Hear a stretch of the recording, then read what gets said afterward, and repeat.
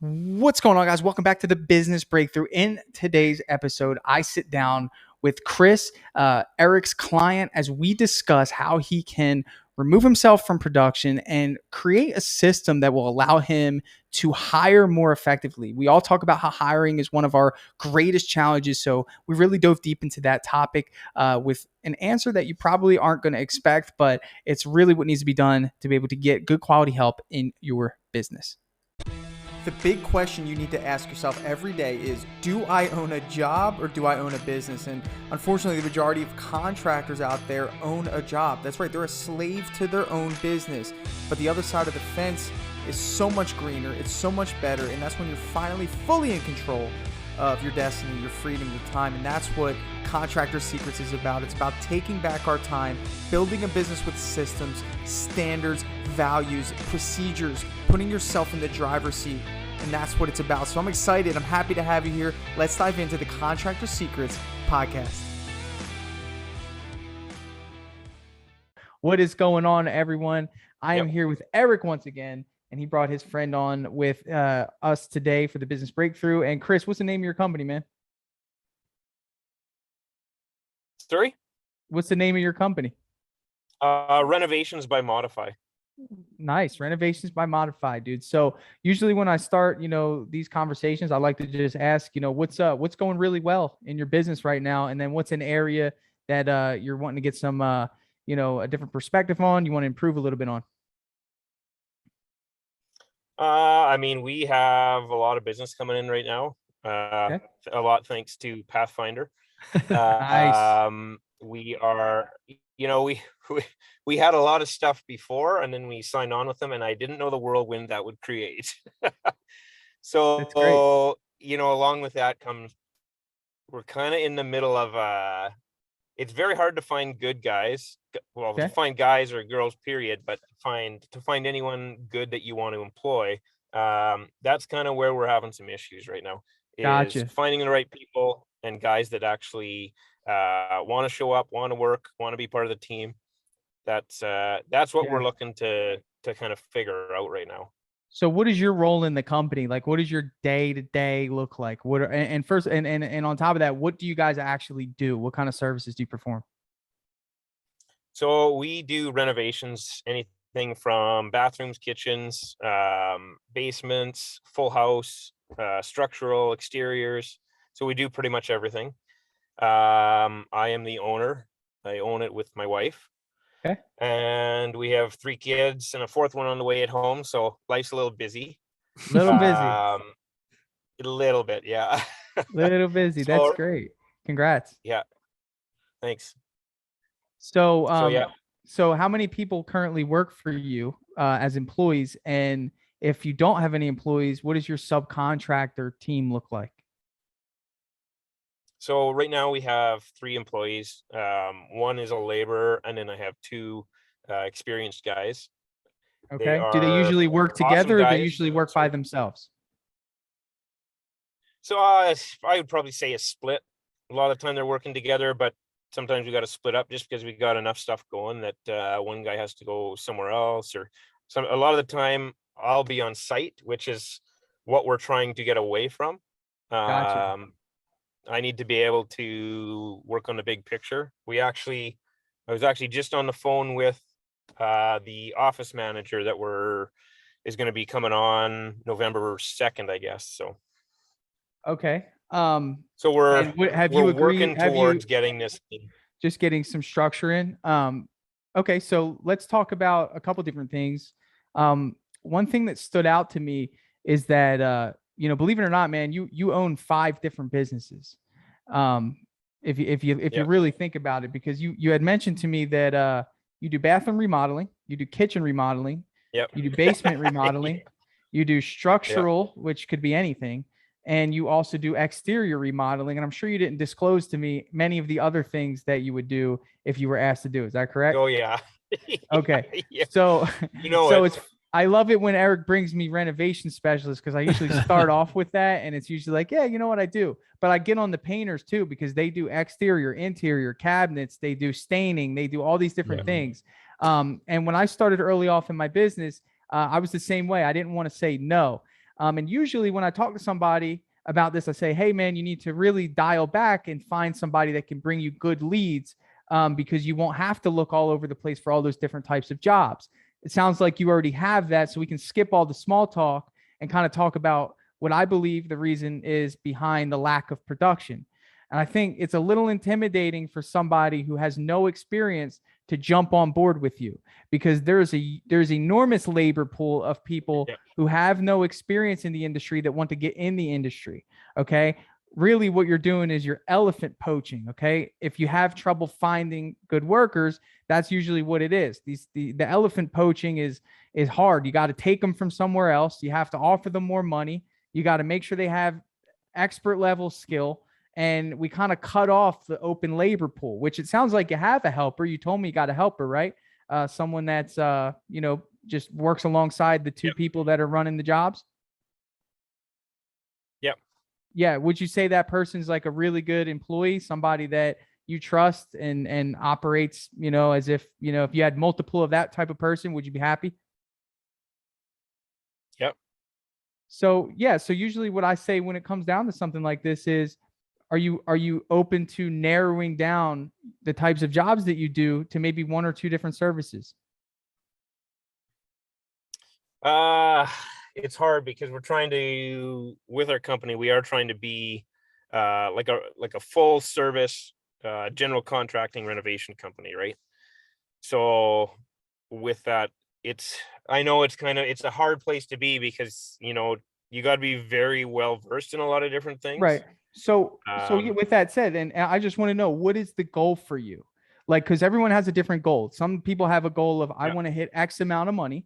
Some people have a yeah. goal of, I want to be free. I want to be able to spend time with my kids. I want the business to run itself. What is that goal for you? I mean, the goal for me would be, I mean, what I see is me in the office. Well, let's say office, but quotes, sites, just checking up on jobs, Okay. pushing out the marketing sales side of it. Cool. And Love it. then, So you yeah, want I mean, freedom. yeah, well, and then I can, middle of the day, it's like my kids have something, I'm going Love to that, do man. whatever I need with them. That is why I'm here, because this is something that I discovered. And I learned early Yeah, on that I had to master one thing. And just so you yeah, know, I'm not saying you can't do those things eventually. You're young. Okay. You got plenty of time, yeah, but I think that what you need to do is you need to master one and graduate to the other. And let me explain what I mean by mastering one, because one of those businesses requires mastery of the marketing of whatever it is to get that work. Like, for example, if we master bathroom remodeling, you would go to Eric yeah, and say, okay, get me as many bathroom remodeling leads as possible. And he would have to yeah, master how to encourage people, okay, by putting out really good ads for your company to do bathroom remodeling. Now, that's one aspect of marketing, which is really it's paid marketing, but there's also this thing called organic marketing that, even though Eric likes to be able to say his marketing is superior, organic marketing is No, really organic good is too. great. I like organic. It's just Okay. different. So for example, what I'm saying, my brother, is the fact that if somebody wants a bathroom remodel in your area, is your company able to be found if someone just generally does a Google search? yeah.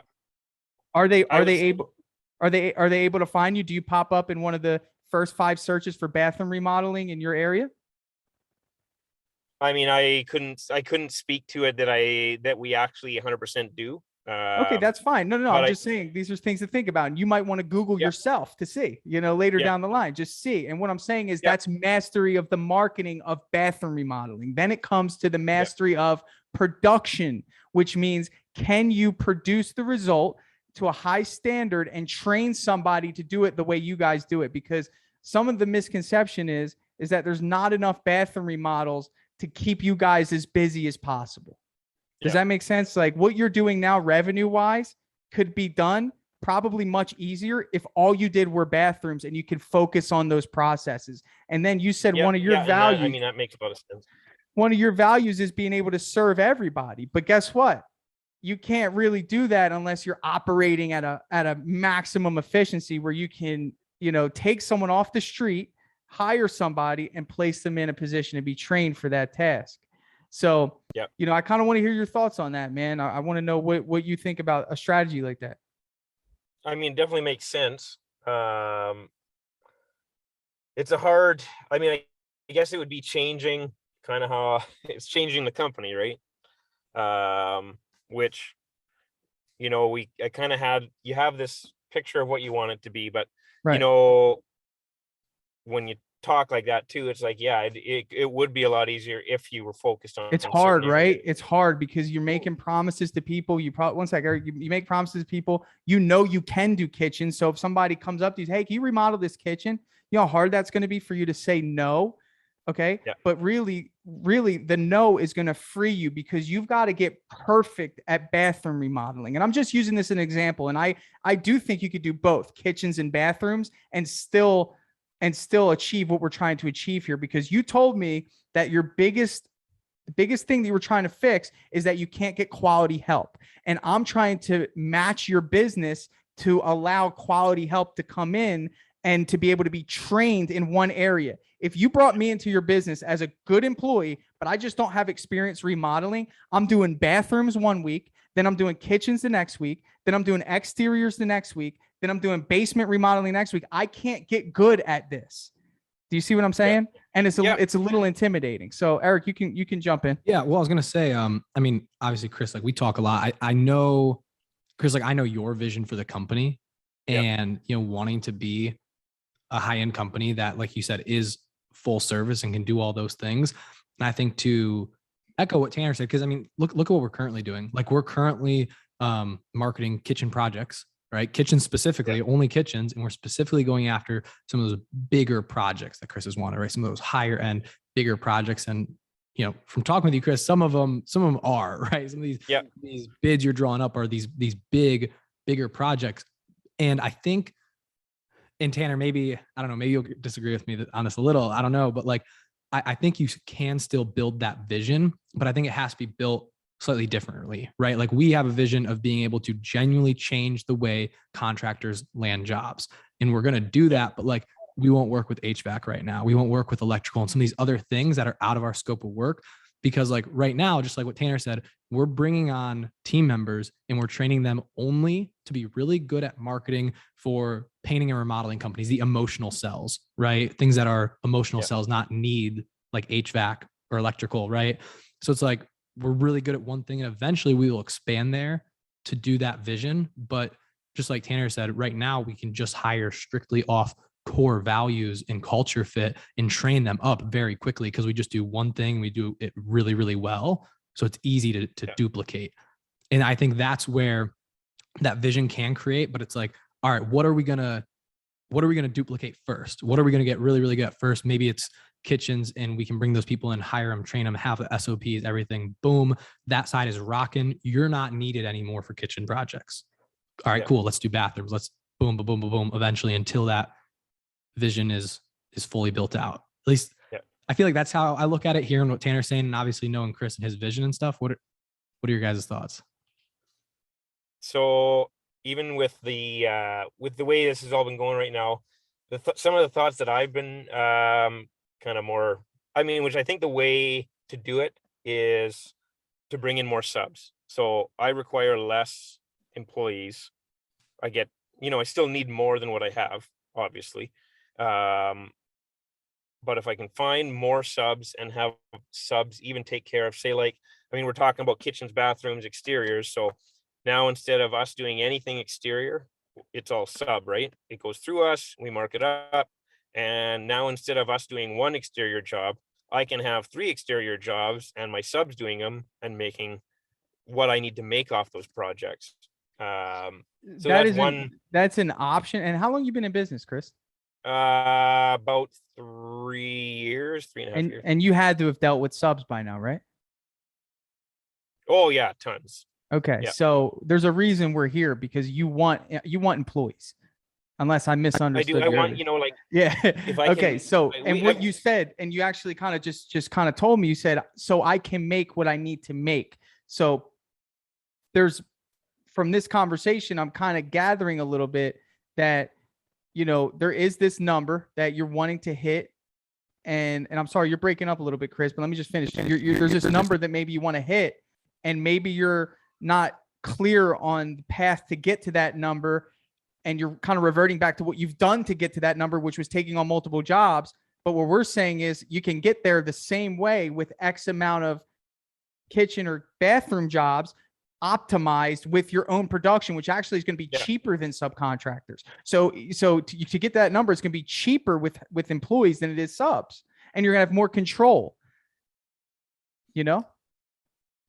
One thing I will often say on that, and Tanner, this may be where we disagree a tiny bit, is like one thing, like a lot of our painting clients, right? Like then they'll also sub out like flooring if somebody wants that. And I'll often say like, hey, if you have, sub crews that like you really trust and they do a great job and you can make money on it, don't not sell it. Right? That's where I disagree. But don't go 100% disagree. Here's the thing. Here's why I disagree. Okay. There's this thing called the red zone. And to me, the red zone is the owner of the business actually performing work on a daily basis. That's the red zone. So you've got to either decide, first of all, if you're going to be a marketing and sales company where you operate with subcontractors and you treat them as such. You have a W-9 for each one. They have their own insurance. They have their own workers' comp, and you hire a project manager to oversee it. Okay. That is a system that you could develop. It's either one or the other at this stage. Trying to do both, you can't focus on employees if you're trying to manage subcontractors. You've got to scale back and start at zero, in my opinion, if you're in this position where, you're making money, you clearly know how to operate a business, you know how to generate business, you're smart enough to hire a marketer to get you business, but your production, okay, is going to prohibit your growth. And you and I both know that if the subcontractors were that good, okay, they're probably working right now. So I mean, all our subs that we're using, I mean, we're obviously, I hate to say we're not delayed, but everything's pushed, a little farther back than it used to be. They don't care about your customers as much as you care about your customers. I've done this. I've done subs, and I wouldn't even have, if you have subs now, I'm so focused on training and making sure that our product is our product. Eric, let me ask you, bro. I'm coming at you now. You want to come back? Okay. Let me ask you this. That's fine. All right. What if I'm an independent, not me, because that would be very beneficial. But what if there was an independent sales rep that came in and you couldn't handle the demand of Pathfinder marketing, but instead of giving somebody that Pathfinder marketing experience, would you sub out that sales interaction to somebody that doesn't align with your core values? Like a sales rep for Pathfinder? Sure. No, I mean, I feel like this is a different topic. So why would we advocate for him to bring on production that doesn't align with his standard? No, I agree with that. No one's going to care about your business unless they're wearing your logo, brother. I 100% agree with that. I think, sorry. No, you're good. The thing I was going to add is I definitely think at least the clients we work with that I've seen do that successfully, it is a very unique situation where they have really, really good relationships built with these subcontractor crews. Yeah, exactly. They're unique situations and they're not doing it often. It's like, man, we're not going to get this painting job unless we do the flooring too. And I know this great flooring company that, like you said, we have leverage with, we have a relationship built with them. We can sub it out and still make a good bit and get this paint. It's unique situations for sure. Not everybody can do it successfully. And I think a lot of boxes have to be checked off to be able to do that. Yeah. So, and even, I mean, with our sub trades that we use, like we don't just go shopping for a new sub trade. The guys, like I've been in the construction industry for 20 years. So I know who I'm dealing with. These guys I've dealt with even before they were part of our company. Even say like our plumbing contractor, for example, he almost is more of a mentor to me than an actual sub. So like we go and we talk about everything. And he's always there backing up. He's basically, he'll go to job sites and take a look at a job, even if I'm not there. And he's basically selling for me as well. So like, I hate to say that, we don't just have anyone going in for our subs. We're very, very picky, with who we use. We're not just going to hire anyone to go in. And so we have built up that side of it. So that's why I'm a little more confident that if we did go that way, it would be something that we could make work. But then I mean, again, for growth, yeah, we're stuck. You're going to find yourself back in the same position that you're in now. So like, we all know that that's an option. You can find subcontractors and sell work. I mean, but you're doing probably just from the volume with 3, you're probably doing under 500,000 in a year. Is that safe to say? Probably a little bit more, but yeah, I mean, we're right around hovering that $500,000 mark. Yeah. You know, the next phase is not $1 million. The next phase is being able to duplicate that without you. And really that's actually more valuable than making 500,000 because you're actually factoring in your wage as a worker rather than the profit that you should be making on that as a business. So for me, the way that I see it, Chris, you've been in this for 20 years. Your strength is clearly the production. And that's why we're here, because we love helping those who have strength in production learn what our strengths are in sales and marketing. You learn our strengths with your production strength, you're going to hit the moon. I don't have production strength, dude. I have to ask for help with anything related to my jobs 90% of the time.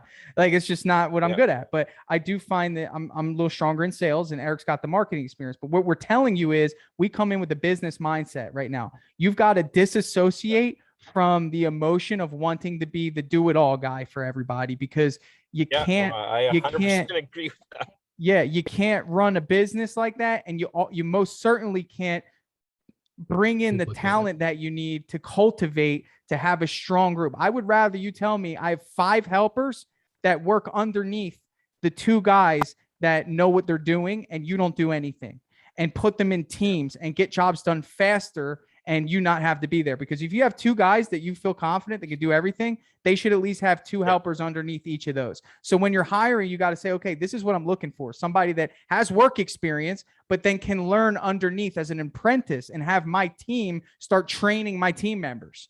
Okay. Like, that's what we do. But you know what that all comes down to? And this is kind of one of my final points on this, is you narrowing down your job types to 2 tasks and getting perfect at the pricing, the marketing, the production, the timeframes, the training, the process, and being able to sit back and enjoy your family while your jobs are running and not feeling like you need to be there. Because at the end of the day, I've been in that position where you have jobs going on and you literally can't sit still unless you're at a job making sure it's going right. Yes?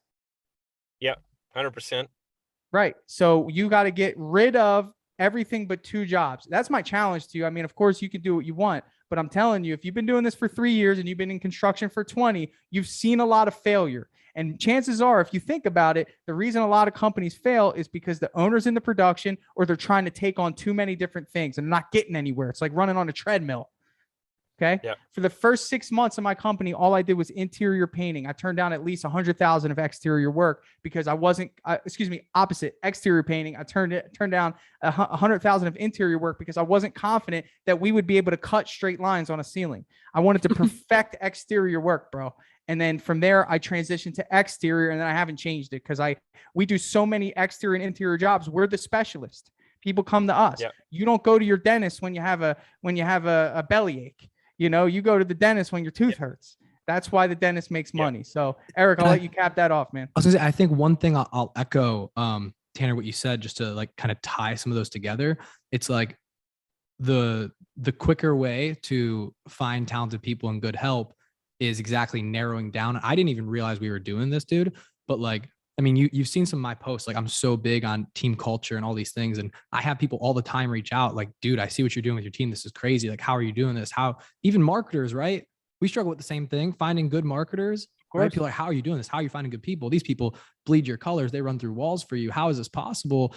And the truth is, like, none of them have experience before they come in. And maybe that's not going to be completely the same here, but we hire strictly off core values and culture. And because we're so narrow, we work with a select group of remodeling companies. It's easy for them to come in and train them. And we're hiring solely off core values and culture. So our candidate pool is huge. Chris, can I ask you what your hiring process looks like? What do you do when you need to hire somebody? If I asked you, hey, I need you to hire somebody today, what are the steps you're going to take? Well, I mean, we try and get the postings out there. We don't have much of a process yet. Okay. On like Indeed, we have we're in Saskatchewan, Canada, in Okay. Saskatchewan. So we have a site called Sask Jobs, Okay. and we post on there. So it's throughout the province. Okay. We've been on there. We've been on our face. We put a post on the Facebook. I've thought about maybe putting an ad out on Facebook to try and promote this more, because the problem is we're not getting people replying, because the market is so hot right now that if someone wants a job, like, you interview someone, they may have had 4 or 5 other job offers before you were even able to offer Right. them. So let's talk about that, because you said you don't have a process just yet. And let me remind you, in business, anything that does not have a process, in other words, anything that's done in a random fashion, will produce you random results. Just Yeah. that is the law of business. Whether let me ask you this: if I ask you, hey man, what's your process for remodeling a kitchen? Are you going to say, hey man, I don't have a process yet, but it's the same thing. And it's the same thing with sales. If I ask you, hey, what do you normally do when you go in and do an estimate?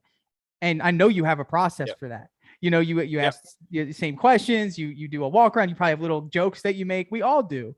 But when it Oh, yeah. comes to hiring, literally, if I were to tell you which of those 3 were most important, hiring is the most important. You've got to have, like, that should be, I would say, homework tonight, is to identify the exact process that you need from filtering out applicants into your business. Because what you're telling me is you're looking for people with experience. I could tell by what you're saying, because Yep. you're telling me that they get job offers. You don't need people with experience. You have 2 guys with experience, and you have yourself. And what you could do is you need somebody who knows how to work and wants to learn, and you need to put them in an environment that nurtures that sort of mindset, okay, but isn't too challenging. Right now, if you threw someone in your environment, there's no training process. There's no, hey, you haven't talked to one of the lead guys and said, hey, I'm bringing in somebody. I want you to train them. I'm going to pay you an extra $2 an hour or whatever your pay is, to train them so we can get them to learn how to help you do kitchen remodels. And we're only going to do kitchen remodels for the next 3 months until I have someone else that we've trained up to do a kitchen remodel. And now you're doing 3 kitchen remodels and getting helpers for these guys. But where does that all come from? Your hiring process, the interview process. It starts with ads everywhere. Like Eric does a great job of shotgunning ads all over the place. It's the same thing with hiring. If your customers can't find you for the jobs that you need to do, the good applicants won't be able to find you when they want a job. And the best applicants are always looking on their downtime. So you always need to have ads out. So that's where go ahead. Sorry. Where would you, just in your experience, where would you say the best results from that are coming Well, from? you named it. Indeed is great, but it matters what the ad says, right? Because you have to know who you're looking for, right? So you're looking for good employees, and where do good employees come from? The best good employees either come from somewhere else or they're moving into town. 2 options. Usually the best employees are not sitting at home. Okay. So ultimately, when we write our copy, okay, and this is a great side business for you over there, Pathfinder, dude. You should think about. It's in the works. It's in the works. You should think about offering this as a writer. It's a good bit out, but it is in the works. We got okay. So just making sure that, anyway, so it's writing the copy, and it's about expressing what someone can expect when they jump ship from their business to your better opportunity. And that's a marketing principle, that Eric could expound on another time. But essentially what it's about is about saying, hey, my name's Chris and I'm the proud owner, right? And then from there, it's like, here's the task that you can expect to do if you join our growing, motivated team. And I'm looking for someone with no experience that wants to learn how to renovate kitchens and bathrooms. The pay is extraordinary. The environment is fun. And we're a big family. Okay. Is that better than, hey, looking for some remodelers to come join our team? So like, and I don't know if that's you. I'm just saying that's the standard. So you're going to attract whoever is interested in the copy that you write in these posts. It doesn't quite matter where, although there's good places like Indeed, sometimes Craigslist, maybe what you said about Saskatchewan, they have a job posting site, but you've got to be pitching it like you pitch a sale to somebody to join your team. Hiring is 100% sales. That's one thing I've definitely learned. It's 100% sales. It's just indirect. Yes. I will say 2 things too.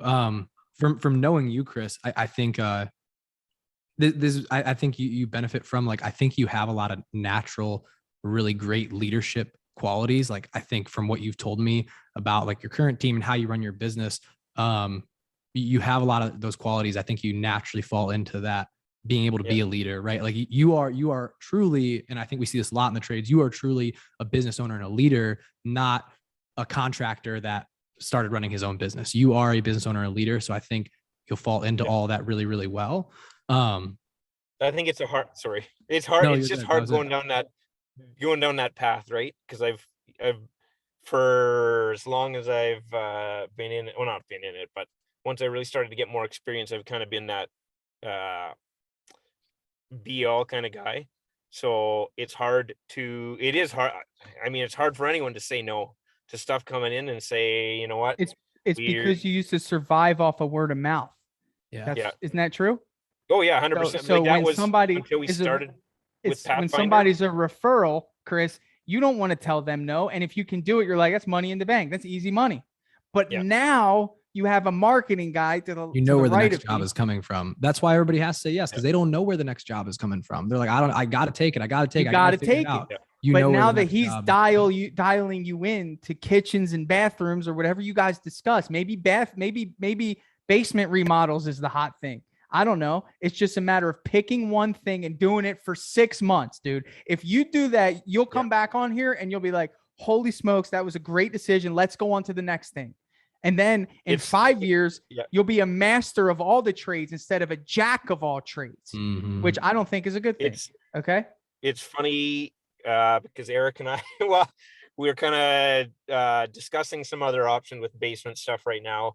Because to be completely honest with the kitchens are very intricate projects. So for where we are right now and doing the kitchens, it takes a lot of involvement for me, which is if I can, the idea that in my head was if we go into basement development, it's a little more basic. Usually it's something that I don't have to be necessarily babysitting these things quite like I do, because to do kitchens well and to do like refaces and new kitchens and to know what things need to look like and how this all goes together. I like that mindset already, man. I think we're getting somewhere. That's great. Then it takes me out of the picture some, which allows me to, like you said, develop these systems. And that's something that even talking with the office manager we're hiring, she's going to be working a lot on all our systems, but even like checklists on site. So this is, all the checklists. We hit framing stage. You go in, you mark all this off. You make sure